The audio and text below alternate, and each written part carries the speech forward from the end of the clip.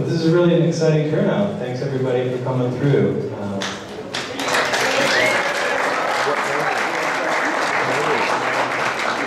Really should be a fantastic night.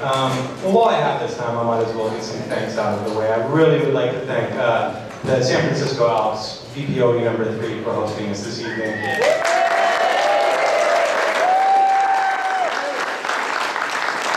San Francisco Elks were established in 1876. So this has been part of San Francisco's fiber for a long time. The lodge we're in now, and we do own the entire building, was opened in 1925. Primarily to house those who were displaced during the 1906 earthquake and conflagration. So it's been a very important part of San Francisco, and I'm really thrilled that they've opened up to us this evening for what should be a very important conversation about San Francisco. I'd like to thank Jake at the bar, and Angie, who's helped at the door. They're wonderful. You're great support from everyone. And Rick for throwing together a $5 bar bites menu. That's something that we haven't done before, and it was great. We are going to be here through the dinner hour. He's wonderful. Those are Friday night dinners, and this is something I'm really happy that he was able to provide for us tonight, so take advantage of that. Also, I'd like to thank my friend Paul Thomas, who's with Bottom of the Hill, who volunteered and donated his time and his equipment for doing our sound this evening.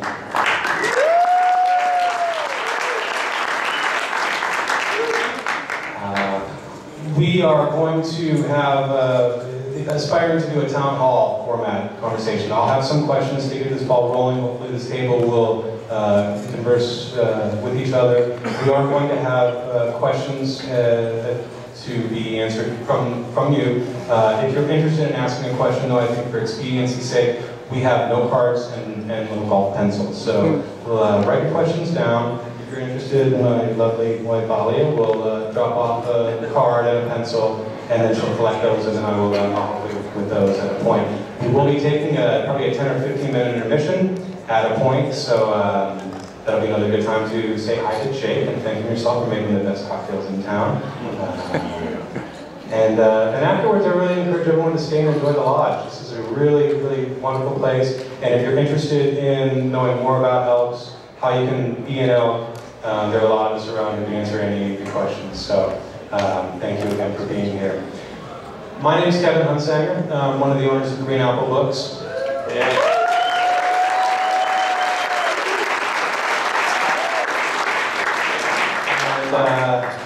And it was, I think, January when we met at the Film Noir Festival. And I really wanted to work with Gary. I'm really excited about his book, The Cold Gray City of Love, which I'm thrilled to announce was just awarded the Northern California Independent Booksellers Award for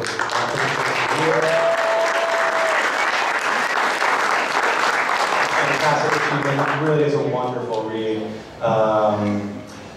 I wanted to do an event with him here, and I thought, well, you know, there's just something seemed to be bubbling in San Francisco. It seemed like we were, I don't know, heading in a different direction than the way San Francisco has been in the past, and that would be a wonderful conversation for the two of us to have. But then I also figured, you know, I know so many fantastic people in the city. Why not open it up, try to get some others involved, and it's like a dream come true. I thought, who could I get on this panel, and then bang. Here they are. So I'd like to introduce everyone to my right, Gary Kamiya. He was the co-founder of Salon Magazine, and he's now the executive editor of San Francisco Magazine.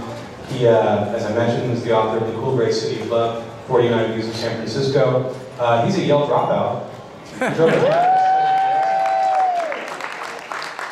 he was a best-selling author, so I love it. He can be read weekly in the Chronicle column, Portals of the Past. And Gary, I just have a question for you. Is it true that San Francisco is only 46 square miles? What happened to the other 3? Yeah, that is true. The 49 square miles is a myth. It's only 46. Oh, no. It's a good size. It's square. It's square after 49. Right? Now we have Treasure Island, right? So does that give us that? Now we have Treasure Island, right? Yeah. So does that give us the... Well, Treasure Island has been, you know, part of it from the beginning. Yeah. It's still only 46. We don't work to, you know, we can use those extra 3 square miles, I think, easy. Well, the Pharaoh comes in too. Oh, that's right. To our right, Julia Flynn Siler. She's the author of New York Times bestseller House of Mondavi, and most recently the book Lost Kingdom, on the Queen Liliuokalani losing her throne in Hawaii thanks to America's first imperialist adventure. It's a really chilling read and beautiful. She's a graduate of Brown University and the Columbia University Graduate School of Journalism that she is on the alumni board of. She's been on staff at Business Week and also Wall Street Journal. Julia, you have 2 books, one set in the Napa Valley, the other in Hawaii. Which was more enjoyable to research? My family is not very happy with me. I just got back from 8 days of research in Hawaii. Actually, it wasn't reported for some stories, but my new book, I'm happy to say, is set in San Francisco, so I'm not going very far. Oh, fantastic. I can't wait to read it. Can't wait for that one. To Julia's right, wow.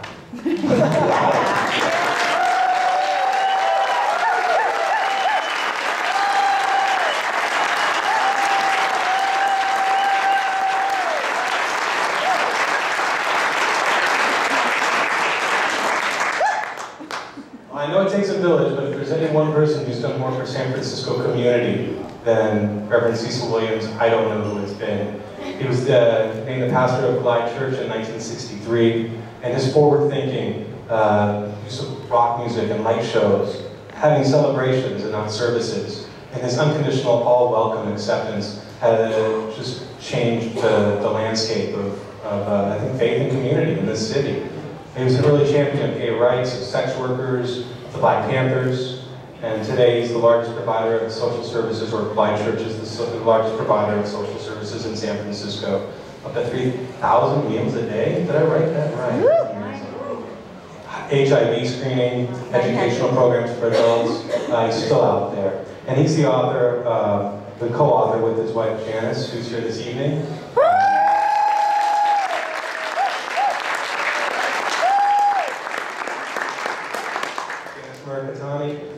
Wonderful poet and the co-author of Beyond the Possible. Cecil? Yes. Just how wild and crazy was the Invisible Circus? Oh my God. First of all, imagine this, that the Hells Angels were the security at the Invisible Circus. The Hells Angels in a church, engaging in security? Yes. But about midway, they got to fight amongst themselves. And we had the security there. It was, you have to, if you can use your imagination now, please, just for a moment. There were 18 belly dancers in one room. There was another room with confetti, just jammed, just completely taken up by confetti. And you had to really pull and push to get through that, all of that mess that was there. There were literally something like 10,000 people that day in God. It was so many people. And of course, when people get together, for some reason they find ways to begin to find sexual pleasure with each other and themselves. And of course, when I went up on the top of the building, one of our buildings, there were those who were literally engaged in loving each other. And of course, before they could finish, I said, look, when you get through, would you come down backstage, or downstairs? And they said, man, we're going to be here a long time. Young folks, you know. Let me tell you, that place was literally littered with trash, all sorts of things. But the most important thing is the music. It lifted us up. It penetrated our lives. It helped us to get together and to groove a little bit, and to be with each other, and to look at each other, and to feel each other, and to affirm each other, and to sing and dance and engage ourselves. The press that was there, and there were quite a few press there, kept saying to me, we will not print this. You just won't be able to make it if we print this. I said, well, You can print it, but if I can't make it, you'll never get my place again. But anyway, so be it.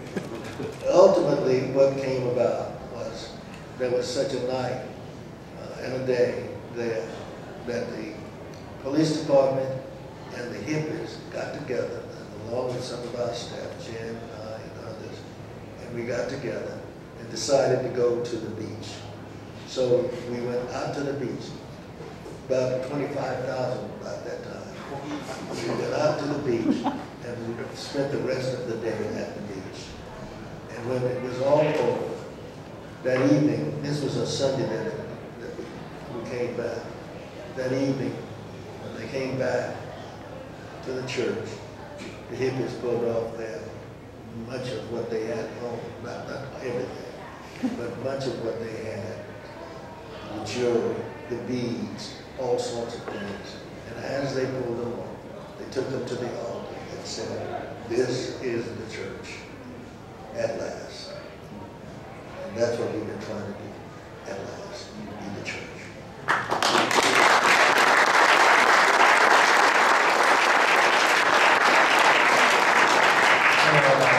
There's probably still some confetti in the corners. Thank you. To Cecil's right, someone who knows a little bit about hippies too, Joel Selvin. He's the music critic and best-selling author, San Francisco Chronicle. He's published a very well-known weekly column for better than 30 years, 72 to late 2000, 2009. His essays on music have been collected at Smartass, which, like all the other authors' books, are available in the back corner if you're interested. He's got a forthcoming book called Here Comes the Night, The Dark Soul of Burt Burns and the Dirty Business of Rhythm and Blues. We're having a launch party for that Tuesday, April 15th at Matrix, and I think everybody here is invited.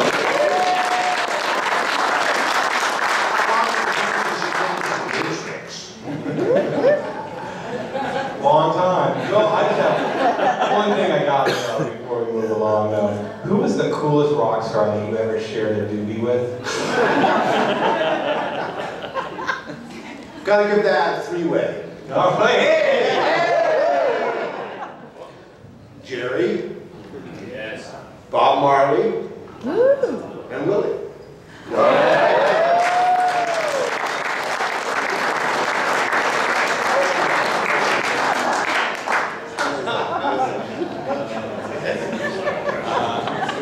To be a fly on the wall. To Joel's right, John Law.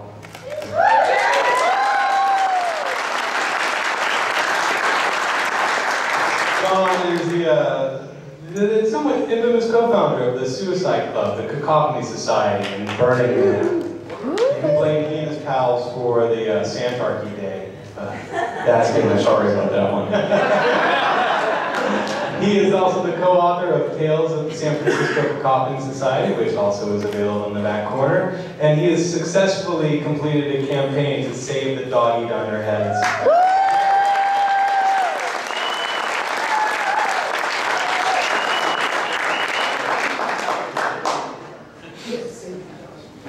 John, you've had a penchant and a thing for bridges over all these years. How many have you scaled? And have you hit the new Bay Bridge scan yet? Well, you know, to answer that question first, in order to do the crime, you have to be able and be willing to do the time. Yes. And so I'm being very selective about bridge climbing after 9/11. I've only done a couple. Okay. But, and I didn't actually do a count, but I climbed bridges all across the United States, in Britain, and in Canada. So, you know, climbed probably 50, I would guess. Photographed many, and I do a slideshow on bridge climbing that I do occasionally. Show that tells stories about bridges. Golden Gate Bridge is still, in my opinion, the most beautiful bridge in the world. It's an astonishing structure, and you know, I tell people, like, I know a lot of people who hang out in the Mission, right, and they come here, and that's where they go to the Mission. I go, you live in San Francisco, you should get out of the Mission once in a while. Go walk across the Golden Gate Bridge. Anyway, that's what I said.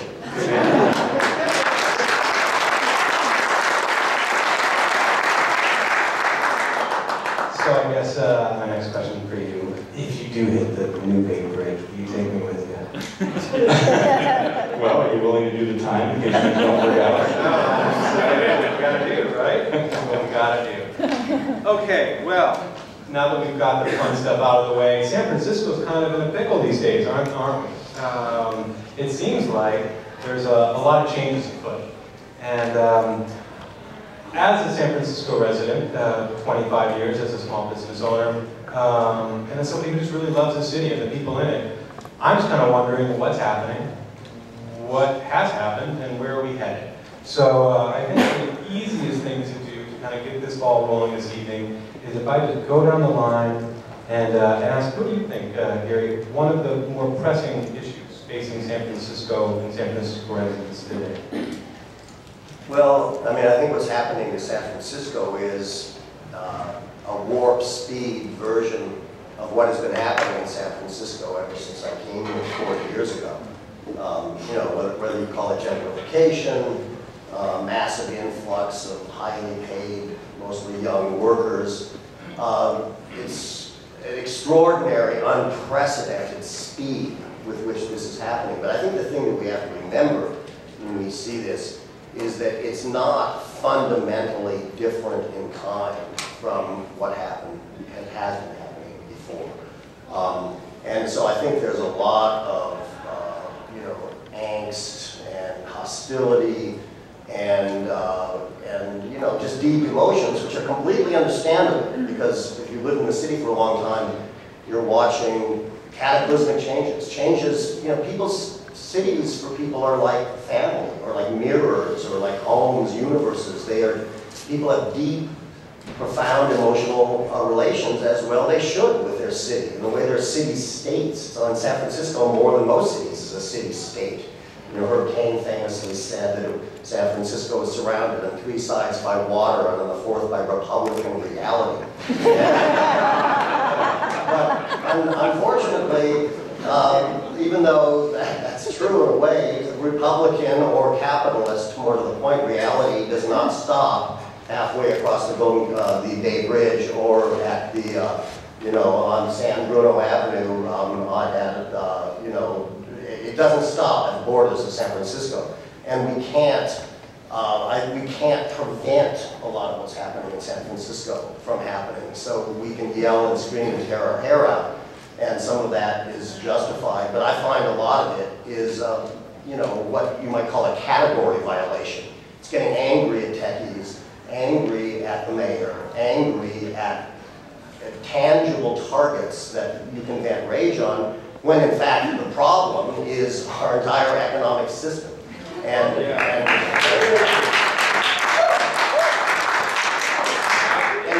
since realistically, I don't think we're going to turn into Denmark anytime soon, even though I wish that we would, as a die-hard lefty. The question becomes, what do you do about this situation where, and to return to the second part of your question, the most urgent problem facing San Francisco clearly is housing.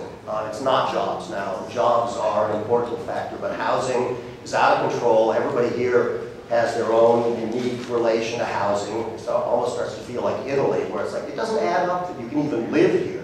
But, you know, there's the very flawed Rube Goldberg mechanism, which I support, of rent control. Screwed up as it is, gamed as it is, unequal as it is, I don't see the alternative to it. And so, you know, we've got to hold on to that. We've got to build housing. It's not going to solve the problem, though. Because the real problem is that everybody in the world wants to live in this town. The world is out. It's not just techies who make up 8% of the population of San Francisco. It's people from all around the world. So we have to deal with it. It's painful because San Franciscans like to think of themselves as a motley collection of bohemian artists, poor people, you know, and there's a long tradition of that. But in fact, they haven't really been poor statistically for a long time, and they're getting much less poor now. And so the self-image of the city is coming under enormous pressure.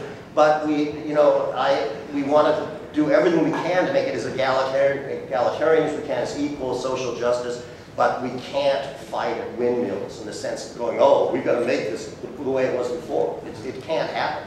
So that's my take on what's going on in San Francisco. We got to fight to preserve the social justice, make it as equal as we can, but also accept that this tsunami of money that's pouring in cannot ultimately be stopped. So that's my take on what's happening in San Francisco.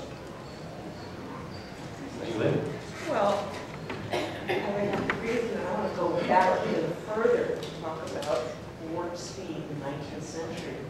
And in the 19th century, whereas there was not that much around the city, Silicon Valley was nothing at that point. Marin, nobody was there. But the city itself had so many resemblances to what the same issues and the same problems that's happening today. It had enormous wealth. It had property values were skyrocketing. People were complaining about them.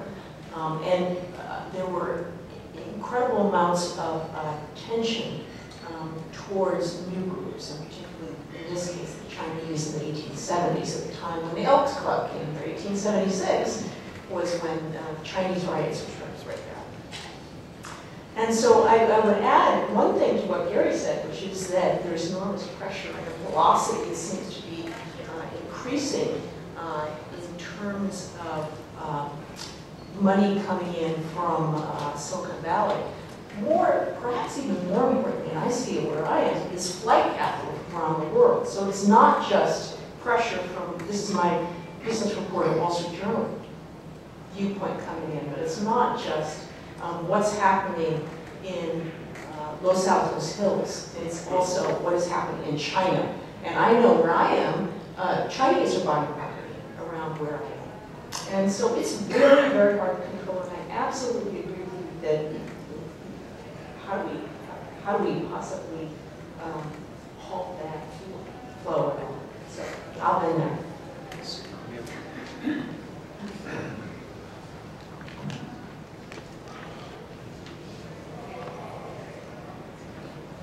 I could say that I'm angry. That's not enough. I could say that I put out. That's not enough. I could say I've had it. That's not enough.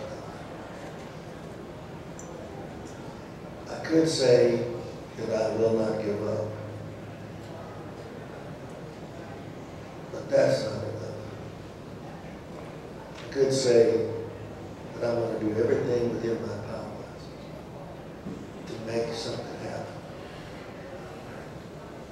But that could be enough.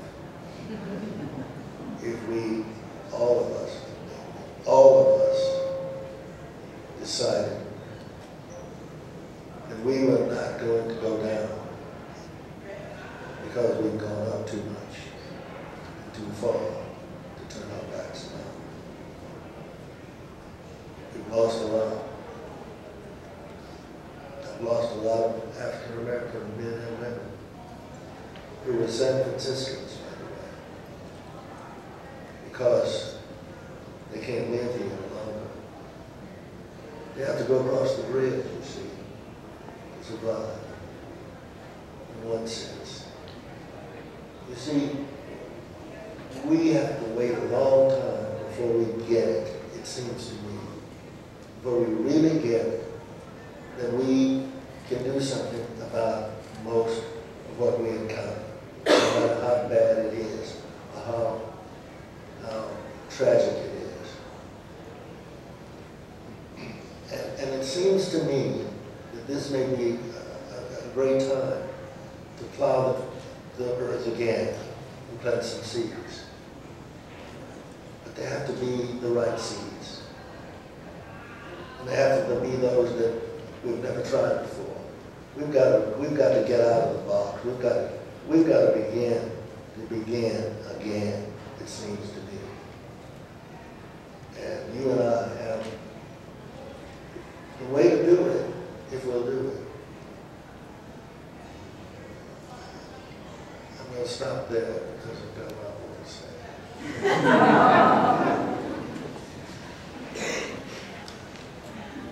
And I get to follow Cecil, right?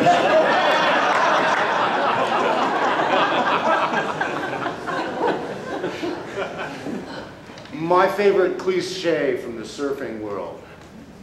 Yeah, you should have been here yesterday. That's so true everywhere I go. I don't find myself being nostalgic for San Francisco of my youth, or I find myself being nostalgic for San Francisco of my parents' youth. I was sitting and listening to Sue and Dave or their pal Vernon and Allie talk about what it was like before the war in this place, and they were describing paradise that I wish I knew, man. So, you know, if we're gonna get nostalgic, you know, there's a lot better eras way back to look at. The thing that I think about this culture clash, and I noticed, Captain, that you defined this as a problem. I guess it is, but interesting to me that this city that is founded on and famous for and proud of its tolerance for aberrant behavior is suddenly in an outroar because of bourgeois techies. You know, weren't these guys hippies at one point? I don't know, John. I'm going to credit Stan on that little thing. When I first came here in 1976, I was 17. I ran away from home and hitchhiked here and slept in Overgate Park for a few weeks and panhandled on Market Street. Okay, and this is 1976, remember? And everybody that I ran into on the street, because I was ready to go. I was 17. I was looking for the party. I heard a lot of stories, and everybody I ran into said, "It was 7 years ago. You should go back to Tennessee." This is the party. And I'm like, okay, whatever. And within a year, I stumbled into a thing called the Suicide Club, which you probably don't know much about, which was an astonishing group. Within a year, the punk scene started. I can't even, there's so many stories I could go on for until you all fall asleep. But this town is the most amazing place, been the most amazing place for me. So many things have happened here, germinated here. And the thing about San Francisco was always true, in my opinion, is a place where people can collaborate together to make things happen. It's not as business driven, it hasn't been as business driven, as business oriented as other places. I mean, an artist who wants to be successful will probably go to New York or to Los Angeles to do that. But you can come here as an artist or a creator and go out and find willing collaborators, some of whom doing their own thing, others of whom are not. But that collaborative essence is what, for me, San Francisco was always about, what the punk scene was about, it's what the hippies were about, it's what the beats were about before, and getting together and making culture. And I was very fortunate to be part of this long history that we, we're talking about right here. Joel's touching on the 20s and the 30s. My God, I would love to have been here then too. I mean, astonishing things going on there. And there always have been here, but now we're hitting a wall right now, in my opinion. And it's a wall of money, and it's a tough one. San Francisco's always been a boom or bust town. And I don't see much room for the bust anymore. You know, there's so many people that want to live here, as Gary said, and they're from all over the world, and it's a limited space. And I hate to say it, but much like Manhattan, which is a fabulous place, and it still is a fabulous place, there aren't any artists in Manhattan. They live in Brooklyn. They're starting to have to live in Queens and the Bronx. And you know what? Places in Queens and the Bronx are rocking it right now, just like Oakland is.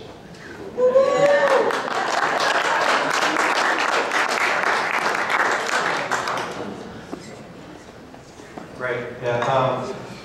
Not necessarily a problem. You know, I think that we all gain a lot from the technology that that's in our midst right now. And John, you were saying that you're a part owner of Laughing Squid, which is one of the very first bulletin board systems and ways to communicate. Getting together to create art and culture. It's good technology, and these creators in this tech industry be considered the artists of our times. They're collaborating with each other and putting these things out. And the money, the tsunami of money today, it's a very, very apt. It's there's just so much that the dollars kind of boggle in the mind a little bit when you see the Facebook CEO or somebody, not Zuckerberg, but somebody just made $3 billion on a stock portfolio on something else that's just tangential to what he's doing. I can't conceive of that. But it doesn't take $3 billion to do something artistic and creative. I don't think that you spend very much money to get the Suicide Club up and running and frightening people, how can we move forward now and find and create a community? Do we have a community left at this point that we can, get the ball rolling again? Open question. That's someone else wants to go. I want to insert something. You know what? I think we sleep too long, too much. Meaning, I don't mean just sleeping, I mean walking around sleeping all the time. Because I feel that the creative genius that we have, we could use it so often and so much and so many times. The very moment when we're most creative is the very moment that we have come up on something. And we don't recognize that here's a moment that we can use to be creative. And we don't risk enough. You know, I think we settle in and settle down too often without moving.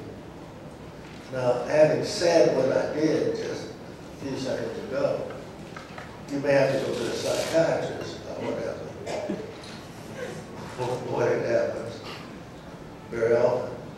But there is, it seems to be something to taking risk. Really. Just taking risk. And when that happens, I rejoice because there's something new something being that's new and something that is new that has begun. And so, if we in this room said, let's go, and we really would go, beginning with some sense of change and risk-taking, something would begin to happen in this city, this one, in this city. There's something. I want to ask Jane to say something. Say something about it. Just say something about this, some of this stuff. Always do this to me. What are you asking?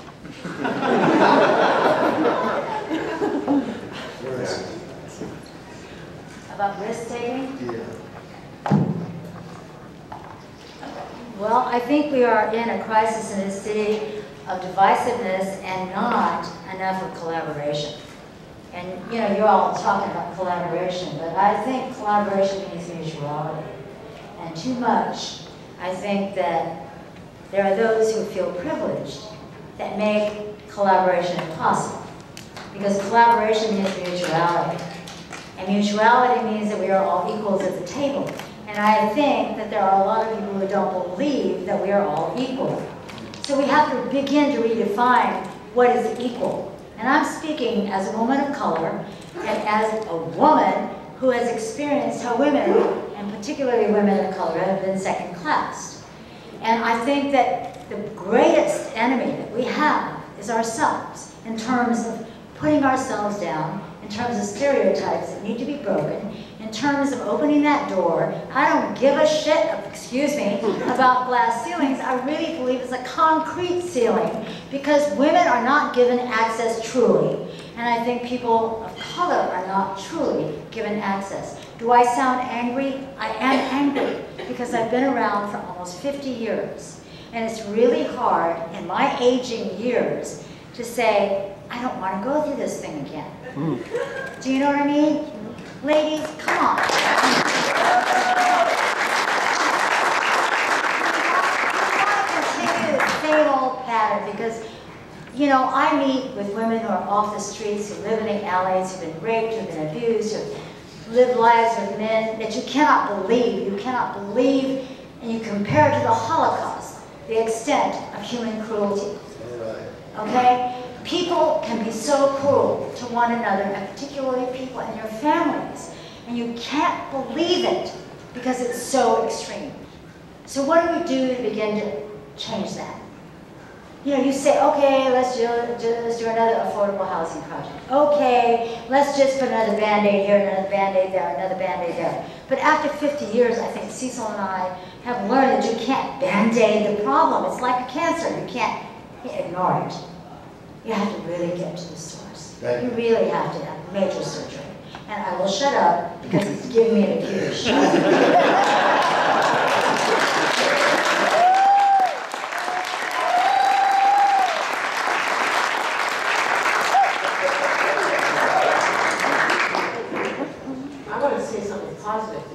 You mentioned taking risks. I want to mention a woman of color who has just taken a big risk. It took her 10 years to publish her first novel in San Francisco. Her name is Natalie Bessel. She wrote a novel called Queen Sugar about plantation life. And taking a risk, she was part of the San Francisco Writers Club. She is part of this. And there are all kinds of different people at this place. And a lot of people helped her in terms of workshopping her work, supporting her work, reaching out to her. And I think that's one of the things that's really remarkable about San Francisco, because we are far away from the publishing world, and we need each other. And you know, that's a triumph that she got that book published, and it's really a great thing for San Francisco. Yeah.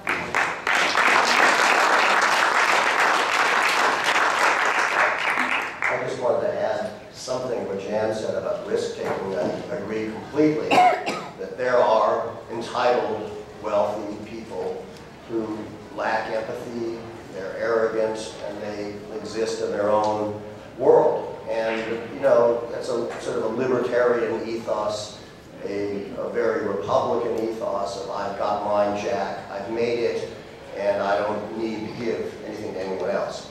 I think you find that maybe more in some of the high sectors of the tech sector.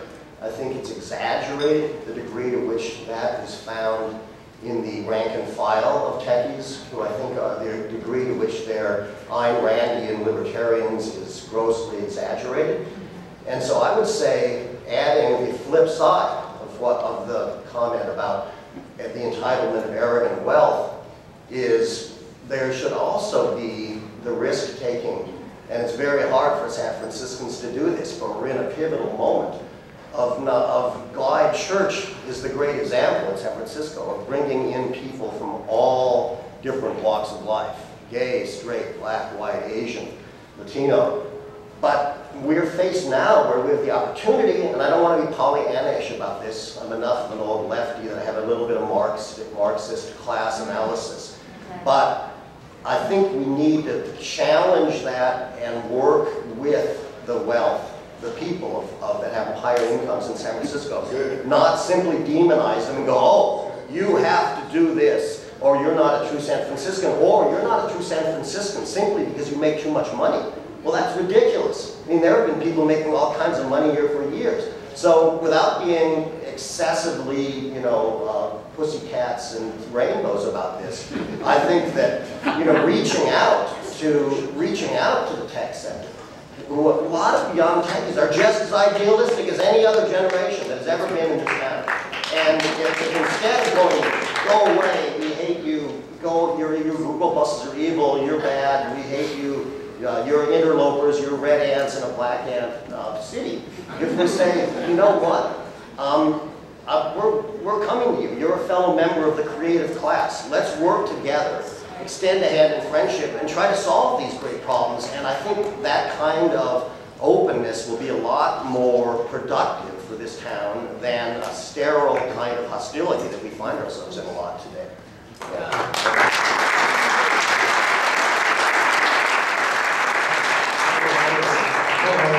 Sure, you know, San Francisco has a history of being built by the immigrant sectors in many different ways, many different generations. And you know, the tech industry, they're immigrants, and they're creating the San Francisco. And if we have the outright hostility and the bigotry towards any of the other races or any of the other immigrants that have built the city, like we do, or some people have now towards this tech industry, it's shocking, you know, it really is.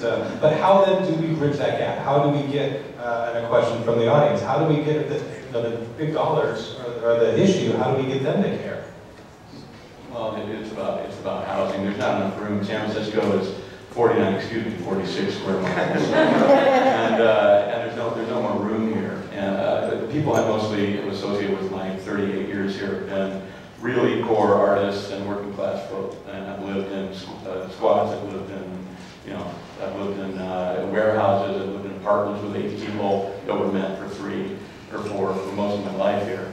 I live in a rent-controlled room in North Beach right now, and we have a warehouse and baby that could go away anytime. I share with Cycle Side Bike Rodeo. So I've watched this for a long, long time. When I moved here, you could live here, an artist, a poor artist, and could live here for literally nothing. My rent was between $25 and $80, for a place. I remember in 1976, I told Gary this story one time. We found an apartment and it was super expensive. It was a 2-bedroom for $200 on the dip between Mount Hill and Russian Hill. But we could take our money and could live there. It's changed. That's changed. It's substantially, effectively different, and it's different in my estimation. After 38 years, something is very different here. It's full. The town is full. We've got an 800,000 population after holding steady at 760 for 80 years. Gary, correct me if I'm wrong. Yes. But and there's no more room. And the only way to make more room is, as horrible as it sounds, is to build up. And the builders, who do that. I mean, I'm not a big fan of developers at all, but. If you want more people here, you've got to build more houses, you've got to build more, you have to. And if you're not going to do that, like I said, Oakland. And that's where all the artists go. That I've seen 100 people that I know personally have to leave San Francisco over the last 9 years. These are creative people, working people who do not make 6 figures. But I also, through Laughing Squid and through my partner Scott Millen, I've been privy to some of the tech side of that. And they're not thinking of me. I mean, if I was a 22-year-old kid making $90K a year, I mean, Jesus Christ. I would be, having the time of my life. Okay, and so you can't really blame them. And their companies, when it's expedient, will drop them like a hot potato. And they won't be making that $90K. They don't know that. So, but that's what happens by economics, in a heartbeat. If it's expedient for Facebook and Google to not pay them that much, they won't. And if you don't believe that, I don't know what to say. No matter how good they think they want to be, when the economic realities hit them, they'll do that. So what do? I mean, I don't know. Everybody I know has already been doing it. They've been living in warehouses together. They've been living crammed together in small apartments. I live in an apartment with 3 other people. I live in North Beach. I walk out the door, and I go down to the Cucini and have a cappuccino. It's great. It costs me $700 a month. We lose rent control there, and our landlord would kill all of us in a second. Okay. So I'm not sure. I'm ambivalent about rent control in certain respects from one point of view, but then again, it's benefited me, so I can't be too hypocritical about it. I want to stay there in North Beach as long as I can.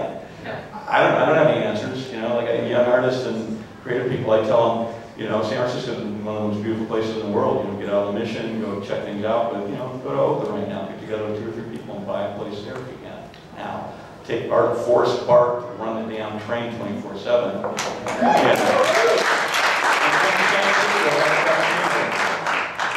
It's the bleeding, it's occurring, meaning that the people are leaving San Francisco. The bleeding is bleeding, and it's been very bad, and sometimes it gets even worse. It depends on what day of the week it is, or whatever the case may be. However, we say, how do we get to them? We're going to get to them. You hear what I just said? We are going to get to them. And when we do, we want you to join us in getting together. We believe in getting together very strongly, because there is no human being, I don't care how rich they are, how poor they are, or whatever, there's no person in the world that we cannot reach in some kind of way. We will do it.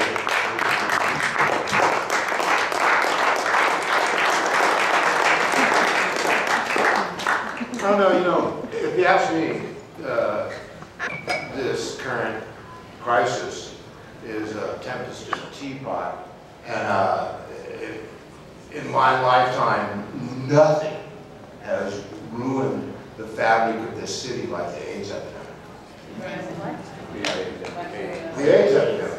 It just, in 90 days, just took out this incredibly vital population in our city. I mean, those were the guys who were in the front row at every show, screaming and yelling.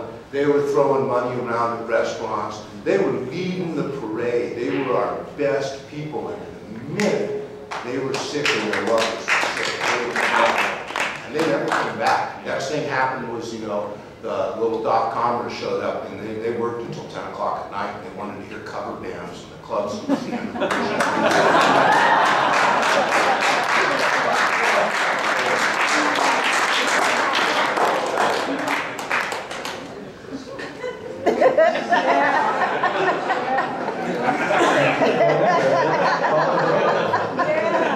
I'm kind of a one-issue candidate.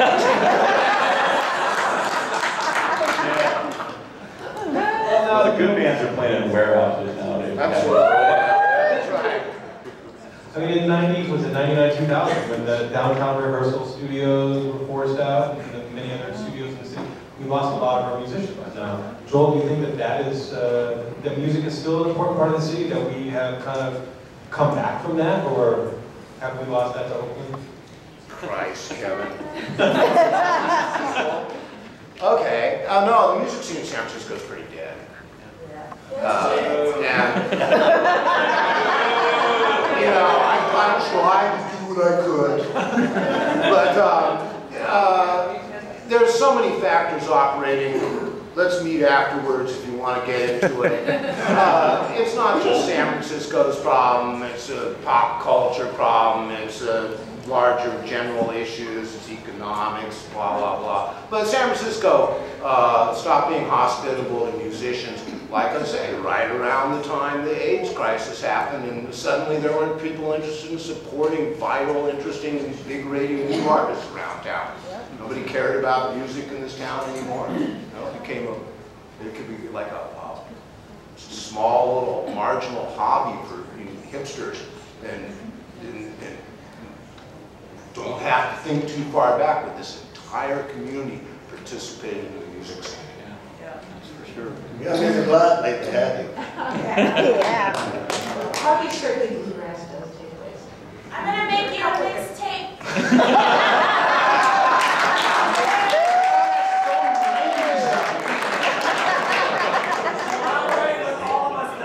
I'm gonna take you to 6 shows in 1 week.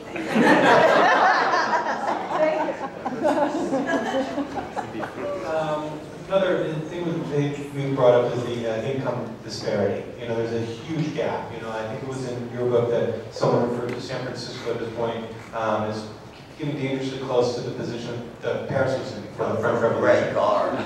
Yeah. Just very, very wealthy and very, very poor.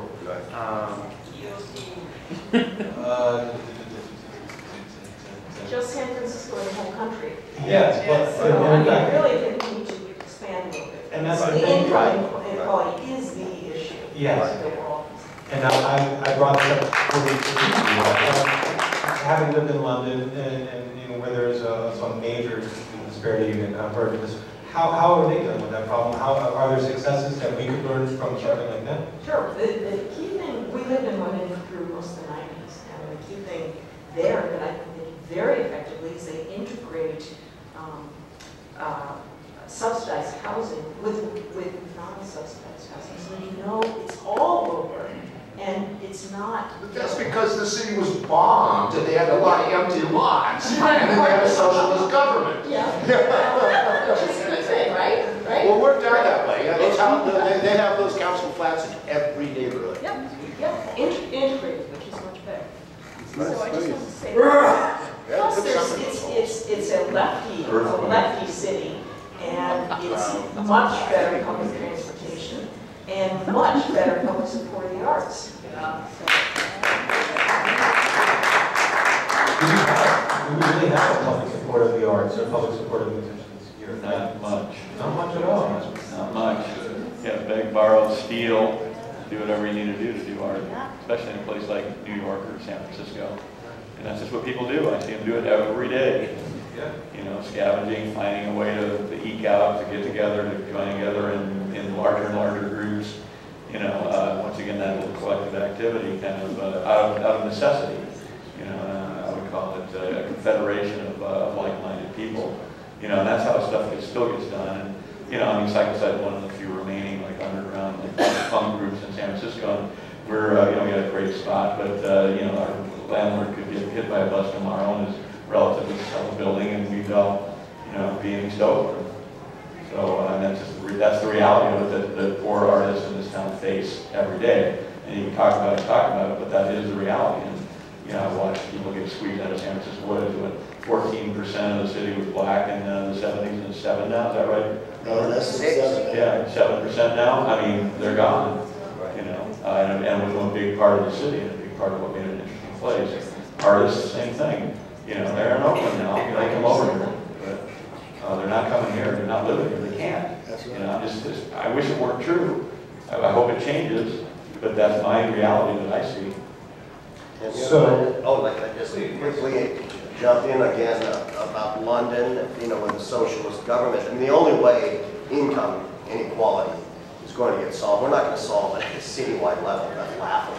We're not going to solve it at a statewide level. This has to be solved at a national level.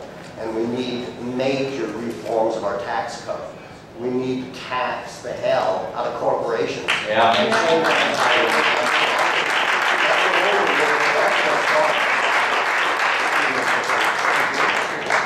So that is a question from the audience. Is this an individual or a corporate issue? Should we feel like we need to hold Twitter somewhat accountable for what's going on and have them pay? Well, now that they're locked in down there on Market Street, the old furniture mart, you know, once they get a little bit more settled in, that's the time for Ed Lee to kind of put the screws to them, I would say. And once it's hard for them to leave. Then what happens in all the tech days when they go to Detroit? Everybody just says, well, we don't need to anymore. It's a global plutocracy that really is the issue here. I mean, people with money decide they want to be here. That's why the property values keep going up. That's why in the last collapse, San Francisco didn't totally collapse. Because people from all around the world will pay to have their second or third or 10th house here. That's a big part of it, and that's not going to stop anytime soon. And it's this global plutocracy that is continuing to control more and more places where they want to be. They want to be in the inner cities. So. You mean we're a bedroom community for Silicon Valley now? Yes, we are. Yep. Sure. I know it should be written down, but should we mandate economic diversity? Should we mandate racial diversity as a part of this city's plight? These little nanny laws, that I'm thinking of, like you can ban plastic bags and we ban, water bottles. Sure. So does that the Toys and Happy Meal, that seems to be a sort of trend, yeah, it should be mandated. We ban assholes. Well, I mean, the question is, should we, I believe what you said, should we mandate economic or racial diversity?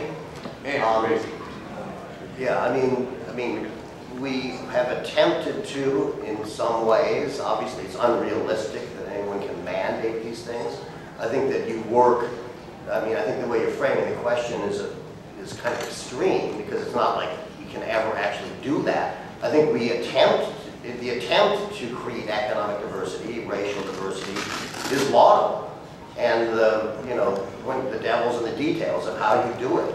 And in terms of Twitter, I think it was a question about Twitter, I would say absolutely Twitter and all these companies should pay their fair share. I think that where people go wrong is I don't think any tech company, they should be held to the same standard any other big economic company is, no more, no less. They're not any more evil. I find this ridiculous. I went through the 80s, the go-go Reagan 80s, when financiers poured into the Marina District.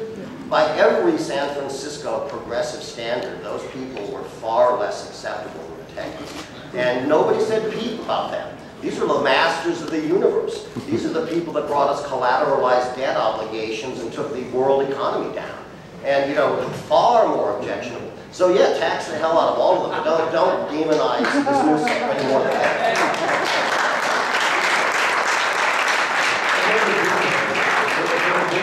If they're forced to do something that's a good business thing, they'll do it. If Twitter's dug in here, they'll pay more taxes. If they don't want to leave, and honestly, they've been revitalizing. I've been here for 38 years. That's a tough neighborhood. It's always been a tough neighborhood. I love it, but you always have to watch your back walking down Market Street. And that's changing. Okay, and there's a reason for that. So it's not all bad. It's not a black and white situation. Not really. We don't want to lose the brand. Yeah. The brand is very important. Their brand is certainly important. And, they're here in San Francisco, and now they're identified with San Francisco. They're not going to leave. So, yeah, tax them more. They'll pay more. You bet. And they'll grumble about it, but they'll pay more. cynical. As soon as the CEO's kids has to go to the educational system, then they'll start thinking about taxes. Because we're not going to get diversity until there's a tax base to support the public schools. And it's not there. This is a good thought from the audience. Is it time for us to think beyond the city and adopt a more metropolitan view of the Bay? Yes. Yeah. Are there ways for us to kind of go along those lines? We're all in this together. No, I'm just quickly, I mean, talk to city planners about this. One of the reasons we have a housing crisis here, that we're in a region, and the, Mountain View, Palo Alto, Cupertino, they've had the same NIMBY housing problem that San Francisco has. So if they build more housing, that's going to alleviate the problem we have here. So there's a lot of regional solutions to this problem that are not only in San Francisco. Yeah, and it's the Bay Area. The Bay Area is an amazing place. I mean, I spent a lot of time each day. My office is in the Tribune building in Oakland. Oakland's a fabulous place, a really fabulous place. Gets a lot of bad press. I love Oakland. I mean, I spend half my time each day, even ever since I've been here. I lived in Emeryville for a while. Lived in Oakland for a while, and it's not just a big war zone over there at all. I mean, there's a lot of great stuff going on. Right. But there is here too. There will be, like Manhattan. You go to Manhattan, it's great. It's a little expensive, most of my friends live in Brooklyn. But, it's a region, so I think that's a great point. If you look at it that way, there's a lot more, to work with. Yeah, thinking too, like there seems to be a resistance, like on a side note, I suppose, the Google bus, taking people from our community, our cottage down there. Well, the Board of Supervisors yesterday chose not to look at environmental impacts or even to create an environmental impact study, which kind of smacks as like, it feels like almost insulting that they just don't even want to address the issue, that this is kind of harming our communities. Is there a divide between politics and people right now in San Francisco, more than before? If those kids were driving, it would be harder on the environment. Or sorry. Of course. Buses suck for whatever ideological reasons or symbolic reasons, but if all those kids were driving, it would be worse. But there are a lot of people in a lot of neighborhoods in San Francisco right now that are having issues with that, and the fact that our government is not interested in even addressing or even opening the question right now. It sort of smacks. Charging them a lot more money. That's all. You got it. Thank you. Who needs a drink? Shall we take 5? Okay. I would like to say thank you everyone for your donations at the door. You have contributed $550 to the Elks National Foundation.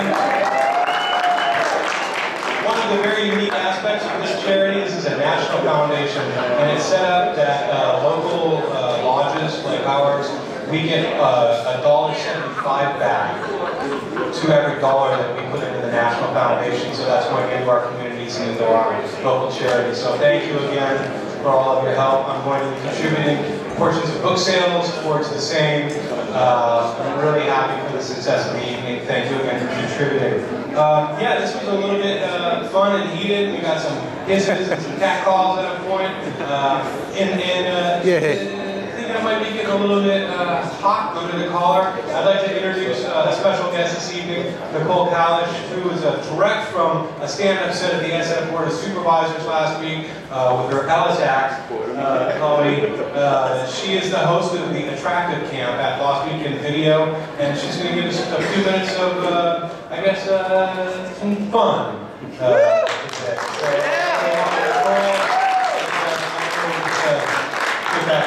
How's it going, Elks Club? How are you feeling? Good. You ready for some jokes?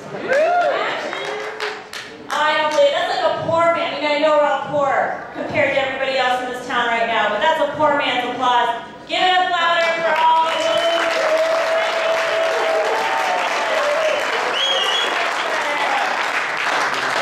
All right. Yeah, if you're making 6 figures, make some noise. Let's hear it.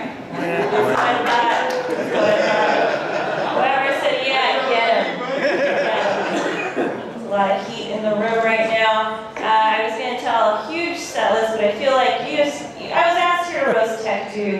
So you guys just want to hear me roast some tech dudes? Yeah. We're going to do a quick and dirty call and response. It's going to be real easy, real predictable, old school style. You guys ask, how many tech dudes does it take to screw in a light bulb? And I will give you an answer. Are you ready? So I'm going to point to you when I want you to ask that question. Ready?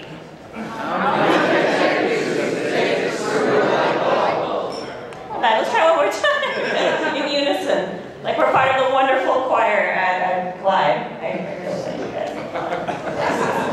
Okay, one more time. Ready, go. How many?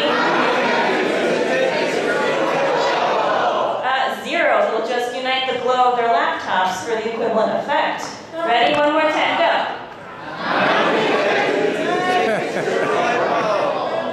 1, 0, 1, 0, 1, 1, 0, 0, 1, 1, 1.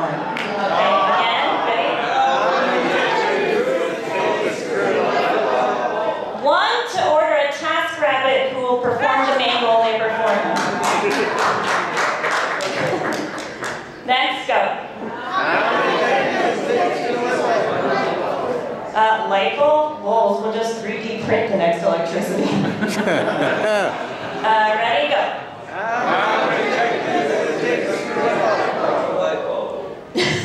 I love the echo reverb in the back. 2, 1 to screw in the light bulb, and the other to tell them they just changed the game, bro. All right, next, go ahead. 420. JK, they're not that chill. Among other things, I mean, I like San Francisco a lot. I live in the city. I live in the Richmond district, which is a great place. All right, yeah, Richmond. All right, I don't know, sure. Although I know my face and general body type suggest I live inside a mural in the Mission District. I do live in the Richmond, and I like, so you applauding my body? Thank you. That's so positive. So San Francisco of you. I know there's a lot of emotionality in the room tonight about tech people and invading San Francisco, etc., etc. I would encourage you not to forget your nonviolent roots, to not forget to speak nonviolently when you're approaching a difficult issue with these people. Perhaps you could just be like, hey, when you take away my housing, I feel like I want to make an app to destroy you. I think they might understand that on the same level. Right now, for me personally, as my personal experience, getting hit on in San Francisco is a lot different than it was before. I didn't really think about this much. It wasn't a big thing in my awareness until I actually did a show in Oakland. People are saying, move to Oakland to solve your problems, move to Oakland. I'm not ready to have that many woodworker friends, but maybe. I got hit on in Oakland. It was different than when I got hit on in San Francisco recently, although that's really playing it up a lot. I don't really get hit on in San Francisco that much anymore. I mostly just get leered at for like 20 seconds straight with like drool coming out of a dude's mouth. And I'm like, dude, your Google Glass isn't tinted. I can see.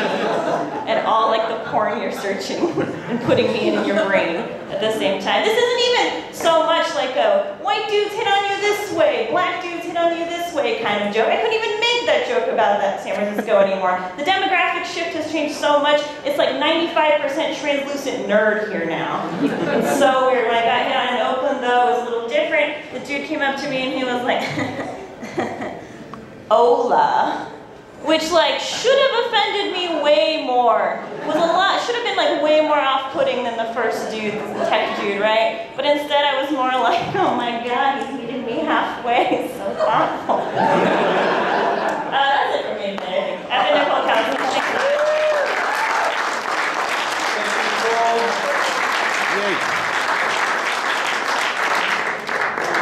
We'll catch you on Sunday, April 27th at 8 p.m. at Lost Weekend Video for the Attractive Cam. San Francisco must first fix infrastructure before any increase in population. For example, transit. Why are people being suckered into mass new housing developments? San Francisco cannot deal with the current population. Tech workers need to be integrated. They are strangers in their own neighborhoods. Are there more dogs or children in San Francisco?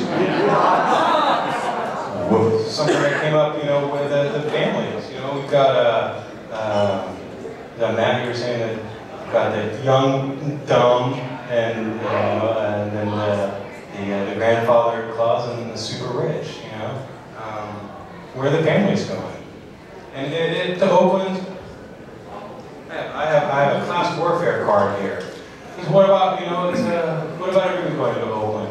What did Oakland think about everybody going to Oakland? You know, are we going to start pushing them out of their affordable housing? And how are we going to handle that? You know, why should they have to deal with our cat stocks?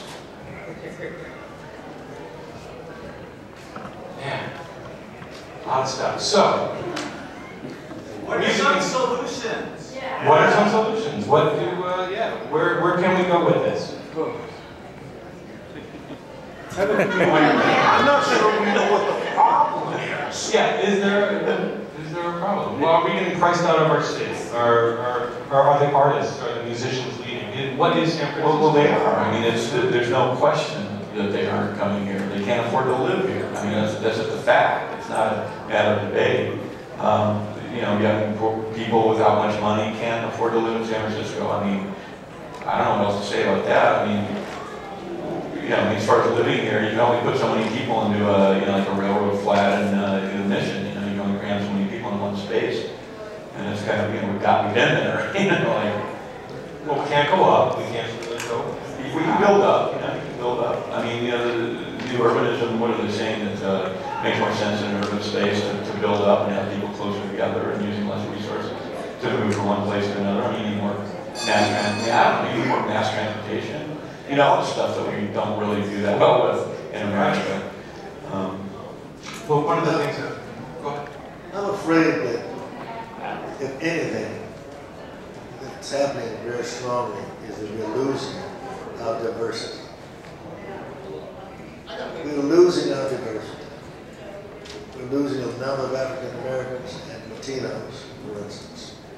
Those two are very potent, and it's affected us very much so. So, because not only are the prices high, but the way people try to work things out, it seems to me will take us 100 years to get it worked out. I'm more concerned about how we can begin some dialogue, some way by which we can begin to talk with each other, and how we can begin to move. I don't like talking very long. I want to get it done, something done, something that really works, something that really touches us. And I have a feeling, because the tech community is human, as we are human, that there are many ways to try to approach the situation. We're trying some ways to approach the situation, because we strongly advocate what we call diversity in its worst and in its best. So we're moving rather strongly in something with Oracle very soon. We have other plans that we're doing also, hopefully with several other of the tech companies. The important thing, though, is if we just keep saying, well, what are we going to do? What are we going to do? And we never do it. Then we've defeated ourselves. I think we try whatever we can to make it happen. And remember this, groups of people are more powerful than one individual. It is important for us when we go and whatever we engage in, that we take people with us, because that's what counts. It's the people that count.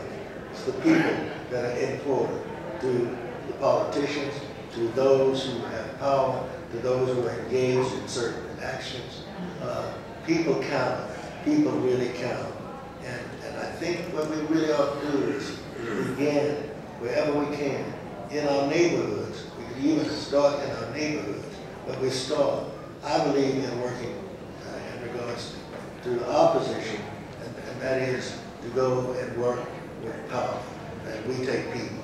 we engaged people, all kinds of people, young people, old people. I remember, this was some years ago, I hate to throw it in, but I'm going to throw it in anyway, when we were talking about getting people worked at Alamany area of San Francisco, that for them to be housed and to have bus service and other things. What we did is we got every woman who was pregnant at that particular time that we could find in the community, and we surrounded the buses with pregnant women, and they opened up every bus and to us as though we were the busing or whatever the case might be. And I'm just sitting there saying, you know, you never know what you can do if you don't try. You have to try. You have to take the risk. You have to have some kind of commitment. You have to be able to not just talk about it. I say to my people all the time, stop talking. Let's do it. Let's do it. My theology is called do it.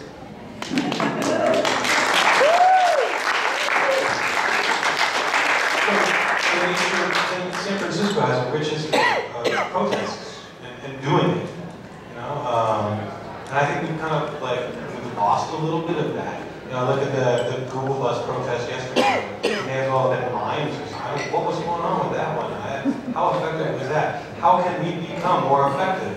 Put down mimes. Mimes are pretty great. Protest is not doing it. Protest is fucking just a protest. So how do we do it? Solution. So let's get a little deeper now.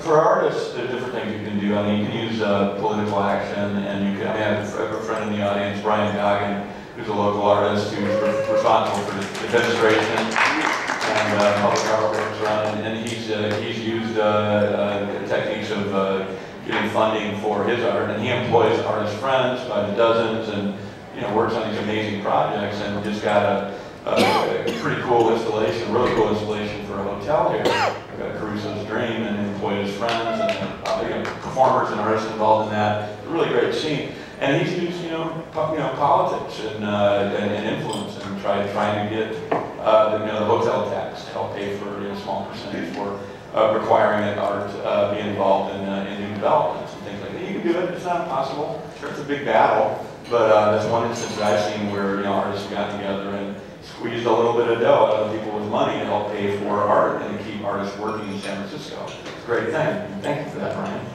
Yeah.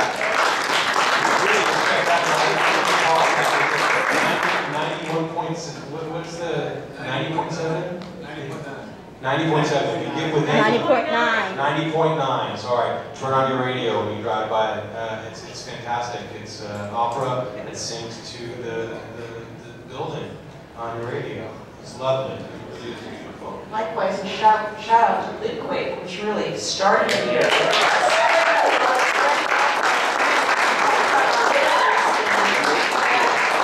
So importantly, giving voice to incredible diversity of opinion. I mean, who's been to the pub crawl, the lid crawl, recently? How many? 10,000 people in the mission, at least. Yeah, those are the Crider. Drunks with books, it's fabulous. So what about the families? What can we do to make the people who are kind of getting squeezed out a little bit? I guess Mayor Lee said that the middle class is like $150,000 a year here or something like that. I mean, where do the families go? How can we can talk about art, we can talk about music, we can talk about families and kids. You just have to put the kids to work at a much younger age. There we go. Labor law, sure. No fingers, man. Get into the circuit board. Yeah. But really, I mean, Cecil, one of the greatest things that Glide did was bring people up through a community, as part of a community to heal in a community and then be a part of that. And if we don't have community, where do we grow? When I went up the street when I first got here, I ate a Glide, panhandling down Market Street, sleeping in the old game park, and people said this is where you go to get food. And all the other kids that were on the street back then did the same thing. So thank you for that, Reverend. It's all right.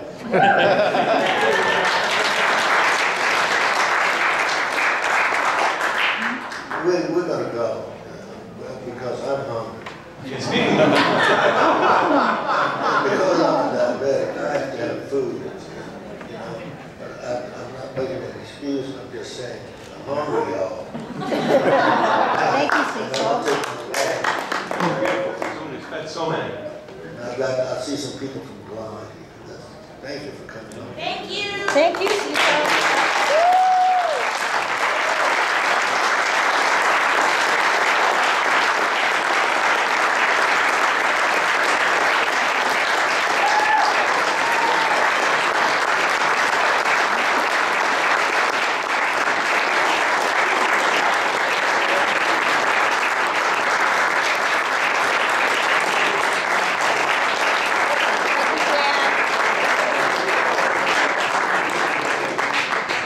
Okay, future travel or event planners never take an intermission.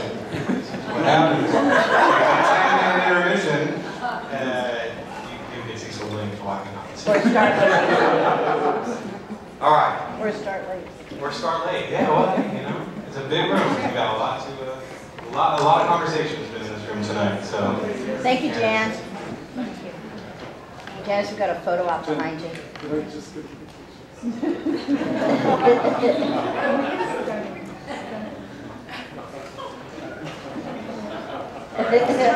right.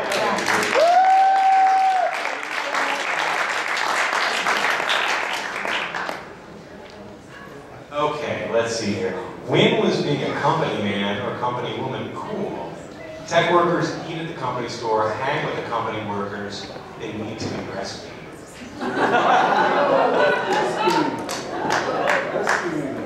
Rescued. That's great. Music scene in San Francisco in the 60s, bands could play for free. Janice, Jefferson Airplane. Now you have to have a permit. Parks and restaurants for live music? No, I mean, is that how we priced out our musicians? North Beach too, it's like ridiculous. It's not easy to set up your band and play for a large crowd without permits and electricity. You know, the Grateful Dead playing on an extension cord out of somebody's apartment in the middle of Haight Street ain't happening again. Yeah. Also, yeah, they could play for free, but they could also make $1,000 a night at the Fillmore, and they were paying $25 a month for rent. So they did $3,000 over the weekend. They split it up amongst themselves. They were living pretty good, you know. Hamburger at Foster's was 89 cents. I know that because the Chronicle night differential was tied to the price of the cheeseburger.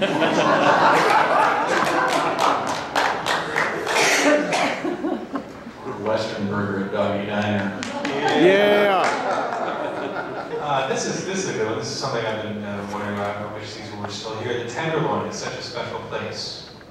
And one of my favorite chapters in your book on the Tenderloin. It's really wonderful. Is it a model for integrated classes? And how can we preserve the Tenderloin? I mean, I think there are things in place. And it feels like the Tenderloin to me now is one of the last real organic locations in San Francisco. Organic, indeed. Yeah, sure. By 6th Street. Yeah. You know, is it a special place? We need to save this. Is this part, you know, save the bay, the greening of San Francisco is a very important thing. Can we grit, you know, save the grit? I'll jump in on the Tenderloin a little bit. I mean, the Tenderloin is really one of the most unusual neighborhoods, not just in San Francisco or in the United States. It's one of the most unusual neighborhoods in the world. It's very poor. It's filled with a lot of really disadvantaged, vulnerable, and a lot of damaged people. And it's in the heart of the most expensive real estate in the world. So this is a bizarre anomaly if you look at it from a world perspective. Almost no cities even have anything like this anymore. New York, the Bowery, you know, if anybody knows New York, there ain't no Bowery anymore. There's, you know, Boston's Combat Zone gone. All these kind of downtown skid rows are gone. And the Tenderloin is a, you know, it's an incredibly complicated collision of great and bad things in the heart of the city. And there's no easy solution to it at all. I think that's the first thing to say. You can walk through the Tenderloin at night and, you know, have some serious problems. It's not usually that dangerous. I mean, I've hung out in the Tenderloin for years, gone through the Tenderloin. It's not mostly, it's like old dudes. They may be doing crack at the corner of Turk and Taylor, but they're kind of falling over themselves. It's not like they're going to attack you. However, there's, you know, people like pissing and shitting on the street in the Tenderloin, which isn't so cool. And, you know, there's crime and problems and crazy people all over the place in the Tenderloin. And wonderful organizations like Glide and St. Anthony's and the TNBC and the Tenderloin Housing Clinic that take care of these incredibly disadvantaged people. Now, what makes it unique and what makes it a uniquely San Francisco issue is that this is the only area like this in almost any city in the world where the non-profits, the do-gooders, the people that are doing God's work, are actually own the real estate. So a lot of the SROs in the Tenderloin are owned by these nonprofits and with city subsidies. And that means that for the foreseeable future, unless there's a sea change in city politics, which would kind of involve, the only way that you're going to change the Tenderloin overnight in any significant way would be like a relocation of the whole neighborhood, which is not going to happen.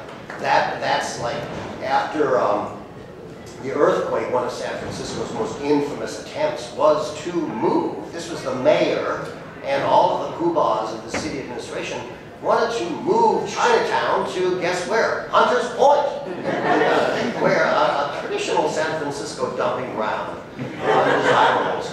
And you know, so that's number one. And number two, we haven't brought it up tonight, the greatest sin in the history of San Francisco, the destruction of the black community in the Western Addition in the name of urban renewal, spearheaded by Justin Herman, you know, this mover and shaker with, I guess, some good intentions, but a lot of them were basically like, get rid of these poor, dark-skinned people, and they'll pop up somewhere. We're not sure where. And the black community in San Francisco never recovered from that. So the point is that's not going to happen in the Tenderloin. At the same time, it's useless to pretend that the Tenderloin isn't incredibly problematic. It's not like it's this wonderful scene. And yes, a lot of the bad guys in the Tenderloin come in from the outside, like they come in on BART, actually.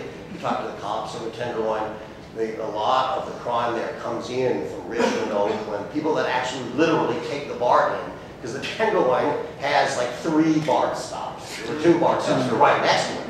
Yeah. So, but it's not only people on the outside, it's like because of the nature of the Tenderloin, there are parolees there, there's a lot of mentally ill people, there's a lot of substance abuse people, and you know, these people need help. They happen to be in the heart of a metropolitan area, which is weird, because if you walk through, you're 2 blocks from Union Square, where there are those huge billboards for Midori and United Airlines. You take 1 block off of there, and you know, you're in like Hieronymus Bosch land. We just to the left, by the way. We leave here, so I think I wrote a piece about this for San Francisco Magazine, and I think one of the things that when I talk to people about it, one of the things that is a possible solution, and this in a way kind of touches on a lot of the stuff we've been talking about tonight about San Francisco in general, and it's certainly, you know, it's not a panacea, it's not guaranteed to happen, there's a lot of reasons it might not happen, but one thing that could be a solution is what you could call the involved stakeholders scenario, which is that it becomes a patchwork of quasi-gentrification. It's not going to gentrify the way New York or a lot of cities gentrify, where in New York or a lot of cities, the developer will simply come in and say, okay, I'm going to gentrify this, I'm going to buy the block. And you know, I'm not going to leave anything in the block. I'm going to like nuke the block and get rid of undesirable elements and make it safe for gentrification. That is not going to happen anytime in the short term because of the nature of the housing stock, which a lot of it is SROs. SROs don't have kitchens and bathrooms, and we have zoning laws that were passed as a result of tenants, activists in the 1980s to prevent those SROs from being converted unless the developer pays a big fee. So there's this huge economic disincentive to be able to change the Tenderloin structurally. But so what the hopeful scenario is, yes, there is gentrification in patches, And instead of coming in and going, oh, I'm calling the police, I'm getting rid of, you know, I don't like these people, you have people moving in who actually try to relate to the neighborhood, work with the people that can be worked with. And yeah, there may be situations where it may get a little tougher and some people are going to be involuntarily committed. And that's where it's going to get controversial because that's not universally accepted.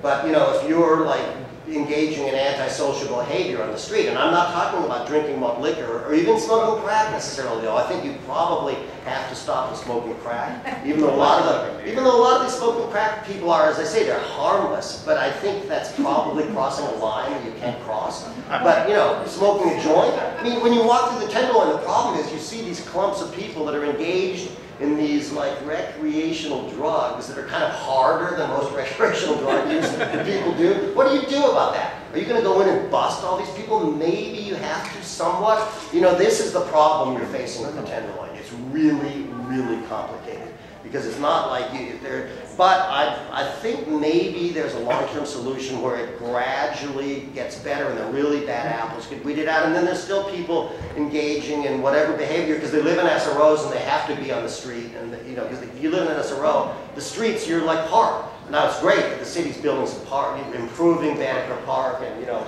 these parks are getting better there, but still, it's deeply intense urban terrain, and it's never going to be a lot of space for people. But so, you know, that's about the most hopeful scenario that I see over, you know, the short term, and in the long run, you know, nobody knows what's going to happen. But I think it's one of those, it's an incredibly complicated, difficult issue. And, you know, frankly, I do feel like that the nonprofits, though, they're protecting these people. They do need help, and there's an argument to be made, even though it inconveniences all of us, and we walk through and you get all this, you know, it's unpleasant. Well, this is part of society, and maybe it's better if this is part of American society, that it's right in front of us, where we have to see it and see what our unequal society has done. So I wish I had more of an answer for the Tenderloin.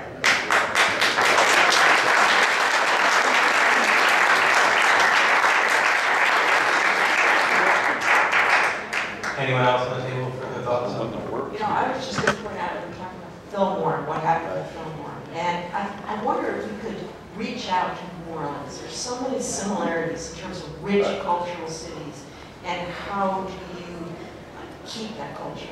And I wonder if we could learn something from what they're struggling with right now. New Orleans. Gary's going to come back and tell us he's going to New Orleans. All the answers. That's good, because I've got a crystal ball question here for you. Panelists, what are the seminal moments and movements that you think will emerge in the near future?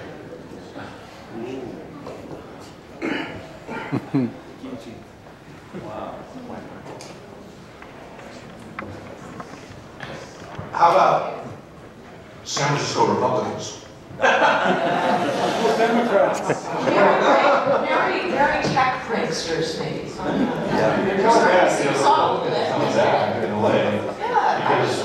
My movement. When I moved here, you know, the neighborhoods were changing. You know, it's always changing. That's the one constant. Everything's changing all the time. I didn't realize it when I was 18. I just thought that cities were always like bombed out, abandoned places full of abandoned buildings that you could go in and throw parties and do events in. I just thought that was normal. New York was like that at the time, you know, so was San Francisco. But at that time, I remember the folks out in the Sunset and the Richmond and out in Excelsior and whatnot were not really happy with the latest wave of immigrants, which were, you know, smelly kids from the Midwest who showed up here and were, you know, moving into places, neighborhoods like Asbury, which, you know, was kind of, you know, down and out neighborhood at that, you know, at that time. And then they were displacing them. So the folks that have hung on out in the outer Richmond and the outer Sunset through those periods of time should be very happy now that the folks that are moving here have really good jobs, mostly work all the time, and, you know, keep the property values up. So I mean, it's kind of a reversal in an odd kind of way. So, but yeah, I mean, Republicans, sure, why not? Yeah. I think that going back to what I was talking about before about this union of techies and the rest of San Francisco, I think we could see a social movement where the nonprofits and the techies and the general San Francisco creative class come together and try, and some stuff could bubble up from within the techies. We don't, I mean, there's so, yeah, a lot of what the techies are doing, or what my friend David Talbot described is like, you know, the most meaningless, absurd, you know, oh, we're going to figure out how to make 8 angels dance on the head of the pin faster so we can monetize this, you know, meaningless transaction. It's not something that is adding a whole lot to society, obviously. But what we've got to remember, in one way, we use the word techie, and it's this opprobrium, you know, term of opprobrium. But in some ways, it's actually good to think of techies as scientists. And science is a really powerful, unknown quantity. We don't know what's going to come out of what these guys are going to do, and hopefully there's actually going to be some really interesting things that when you mix it together with San Francisco progressive values and liberals, could be this really interesting alchemy that could produce some kind of social movement. And so I'd like to see that.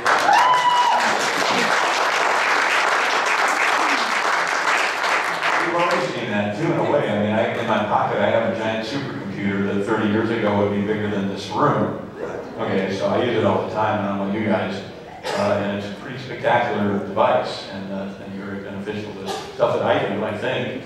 So, yeah, when did it stop being miraculous? And we have this thing that's, you know, that's this big, and it has every song ever recorded in the history of music available right now on us. I want it now. All the time. We have it. We have it now. We don't have a jetpack. Yeah, what's up with that? What's up with the jetpack? Anyone want to know the jetpack issue? Okay, I think we're nearing the, how about final thoughts? You know, as a kid, I went to the exploratorium. How many of you went? I did mime. If you're admit to doing mime in the 70s, but you know, there was an incredible feeling of possibility, and we touched on it a little bit with the amazing supercomputer in your hand, with what's going on at UCSF. We haven't even talked about genomics and what's going on in the city. It's unbelievable. There's a lot of creativity. And I kind of like to focus on creative class, including some techies, and including some of those scientists who are. Joel, John? Yeah, it's got it, like I said, I mean, the tech companies are dug in here now. They're not going to want to leave, so now's the time to try to get them to kick down more money to pay for the arts and pay for housing and stuff like that. I mean, I don't know about housing, but you know, to help pay for the community that they're becoming part of. You know, so many arts groups have had to leave. I mean, the galleries are closing down now, for Christ's sake. I know three friends with galleries, they can't operate a gallery anymore. I mean, that's ridiculous. You know, I mean, these are places that make fairly decent money, you know, for a long time. Not to mention bookstores. Bookstores. There are a few hanging in there. A few good ones hanging in there. City Lights and Green Apple, you know.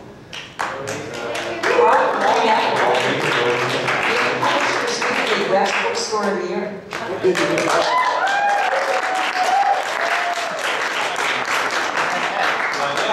All neighborhood businesses. I really feel for that. You know, Amazon is not just an internet bookstore.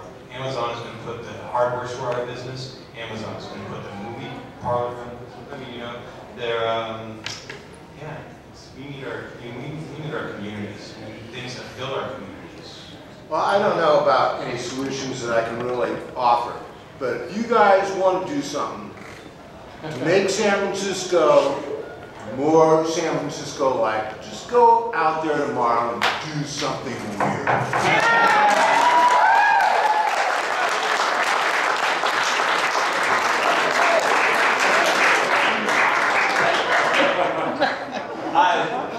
Beautiful. Beautiful, baby. I really would like to, just from the bottom of my heart, thank my panelists this evening, Gary, Kamiya, Julie, Siler.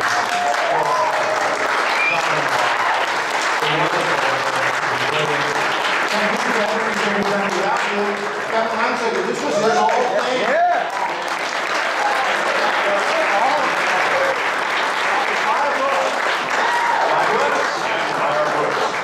My grace, and this conversation should continue.